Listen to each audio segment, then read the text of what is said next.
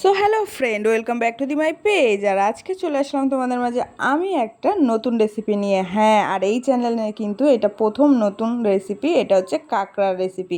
কারা কারা কাঁকড়া খেতে ভালোবাসো চটপট কমেন্টে জানিয়ে দাও। তো আমার কিন্তু কাঁকড়া প্রচুর ভালো লাগে, মানে মাছ মাংসের থেকে কাঁকড়াটা কিন্তু খুব ভালো লাগে। কিন্তু কাঁকড়া যেহেতু মানে সবসময় পাওয়া যায় না আর কি, তো তাই আর সবসময় খাওয়াও হয় না, তাই মাছ মাংসটাই খাওয়া হয়। তো যাই হোক, কাঁকড়াটা কিন্তু এখানে আমি ভালো করে ম্যারিনেট করে নিচ্ছি।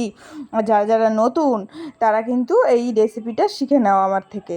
তো চলো, আমি কিন্তু এই স্টাইলে রান্না করলাম। তোমরা কে কীভাবে রান্না করো অবশ্যই কমেন্টে জানিও। আমি কিন্তু কাঁকড়াটাকে প্রথমে একটু লেবু, নুন, হলুদ আর হচ্ছে তোমার লঙ্কার গুঁড়ো মাখিয়ে এইবার হচ্ছে কড়াইতে সর্ষের তেল দিয়ে ভালো করে এইবার কাঁকড়াগুলো ভেজে নেবো।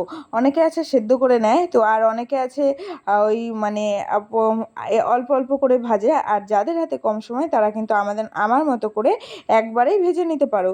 তো চলো, আজকে কাঁকড়া রেসিপিটা পুরো প্রথম থেকে শেষ অবধি দেখতে থাকো। আর যদি ভালো লাগে অবশ্যই একটা কমেন্ট করে দিয়ে যেও। তো আর যারা যারা আমার চ্যানেলে নতুন আছো, যারা যারা আমার পেজে নতুন আছো, তারা তারা অতি অবশ্যই আমার মানে পেজটাকে গিয়ে লাইক সাবস্ক্রাইব করে দিয়ে আসো। তো চলো, এইবার আমি কাঁকড়াটা কড়াইতে দিয়ে দিয়েছি, আর দিয়ে এইবার একটু এপিট ওপিট করে ভালো করে ভেজে নিচ্ছি। আর আগুনটা দিয়েছিলাম মানে বেশ সেভাবে মানে জোরে। তারপর আমার কাঁকড়াটা ভাজা হয়ে গেছে। এইদিকে আমি একটু কুচি কুচি করে আলুও কেটে নিয়েছিলাম, আর আলুটাকে আমি ভেজে নিয়েছি, সেটা দেখানোর সময় হয়ে ওঠেনি। তো যাই হোক, আর এখানে কিন্তু আমি ফোড়নে দিয়েছিলাম গোটা জিরে আর তেজপাতা আর শুকনো লঙ্কা। তো আমার আলুটা ভাজা হয়ে গেছে, আর তার মধ্যে আমি দিয়ে দিয়েছি মশলা। আর মশলাতে ছিল কিন্তু আদা বাটা, পেঁয়াজ বাটা, রসুন বাটা, গরম মশলা, টমেটো সব কিছু একবারে পেস্ট করে আমি দিয়ে দিয়েছিলাম। এইবার আমার কিন্তু মশলার সাথে সাথে মশলাটা যেহেতু মশলার সাথে সাথে কিন্তু আমি এবার কাঁকড়াটাও কষিয়ে নেব। তাহলে কি হবে, পুরো মাংসর মতো খেতে পুরো যা হবে না।